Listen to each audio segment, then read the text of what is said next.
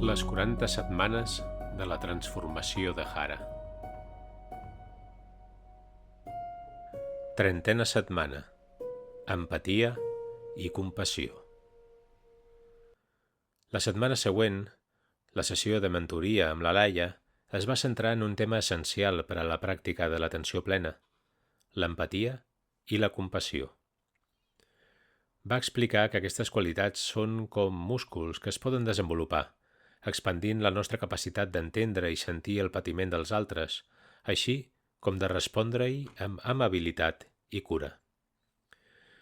Aquesta idea va tocar una fibra sensible dins de Hara, que, tot i ser una persona afectuosa i atenta, sovint sentia que es distanciava de les emocions difícils dels altres per no quedar-se atrapada en un sentiment d'impotència.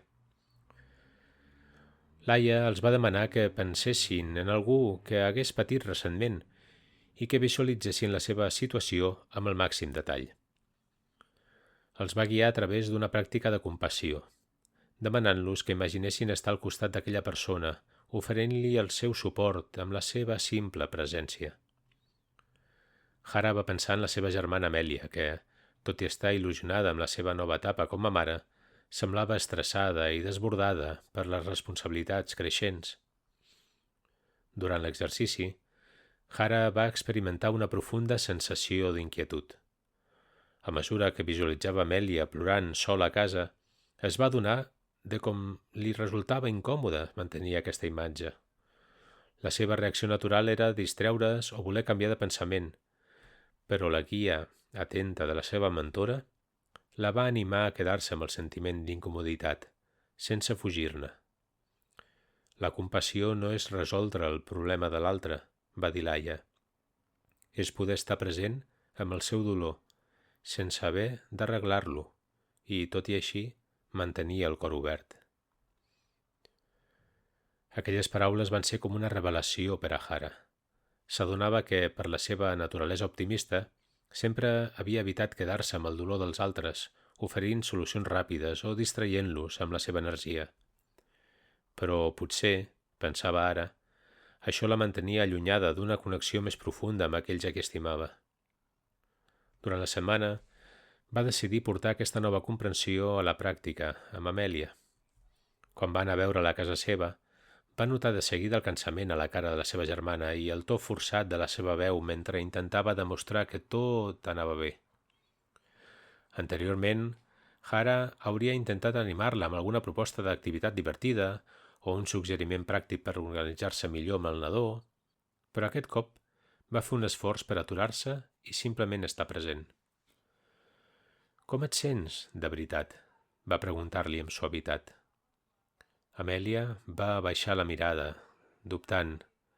Durant un moment va semblar que no respondria, però Hara va mantenir el silenci, respirant amb calma, sense pressa. A poc, la seva germana va començar a parlar, deixant anar, amb veu trencada, la seva preocupació pel futur, el cansament acumulat i la sensació de no ser prou bona mare. Hara es va mantenir allà, escoltant atentament, sense interrompre ni intentar arreglar-ho. Simplement li va agafar la mà i la va sostenir. «És molt dur, ho sé», va dir finalment. «Estàs fent tot el que pots, i això és molt. Estic aquí amb tu».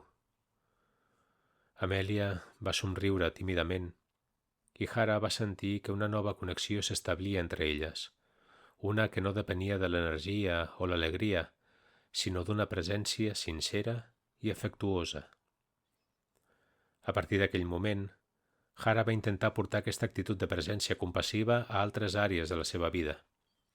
Va aplicar-ho amb els seus pares, deixant de defensar-se tant quan sorgien conflictes, i amb en Miquel, quan li parlava de la pressió que sentia pel negoci de guies de muntanya que compartia amb altres companys. En lloc d'afanyar-se a oferir solucions, va aprendre a quedar-se present amb la seva frustració i escoltar amb el cor obert.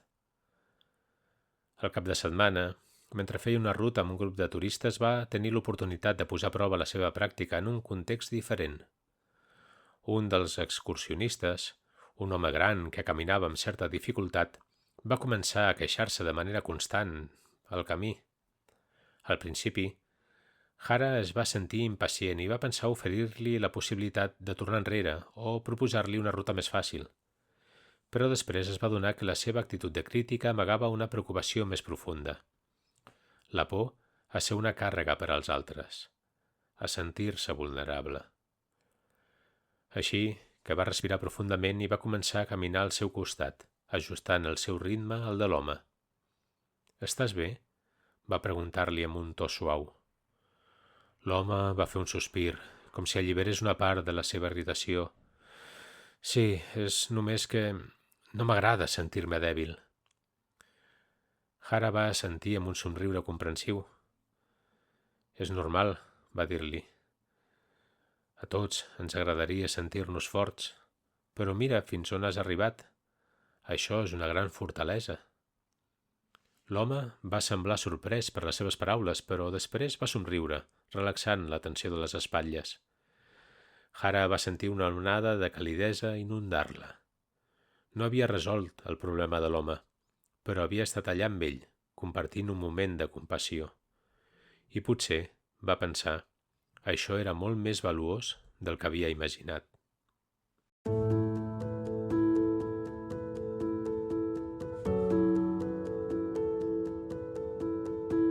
Pots trobar aquests i altres recursos visitant la nostra web www.atencionplena.cat.